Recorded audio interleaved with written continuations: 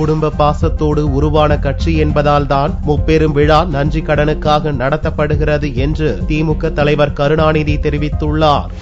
EV Ramasamy, முன்னாள் முதல்வர் அண்ணாதுரை ஆகியோரின் பிறந்த நாள் மற்றும் திமுக தோன்றிய நாள் என்று சென்னை அறிவாலயத்தில் செவ்வாயன்று முப்பெரும் விழா நடந்தது. திமுக தலைவர் கருணாநிதி இவ்விழாவிற்கு தலைமை ஏற்று விருது மற்றும் பரிசுகளை வழங்கி சிறப்புரையாற்றினார். குடும்ப பாசத்தோடு உருவான கட்சி என்பதால் தான் நன்றி கடனுக்காக இவ்விழா நடத்தப்படுகிறது என்று அவர் பேசினார். ஒரு குடும்ப பாசத்தோடு உருவான கட்சி, யாருடைய பெயரால் விழா நடத்துகிறோமோ அந்த தலைவர்களுக்கு நாம் செலுத்துகிற நன்றிதான் பெரிதாக இருக்கிறது. திராவிட முன்னேற்ற கழகத்தை மனமூடி போக செய்வோம் என்றெல்லாம் சொல்லுகின்ற அந்த வசைவாரிகள், அந்த சாவக்கேடுகள் எங்களை தீண்டாது என்ற நம்பிக்கை எனக்கு இருக்கிறது.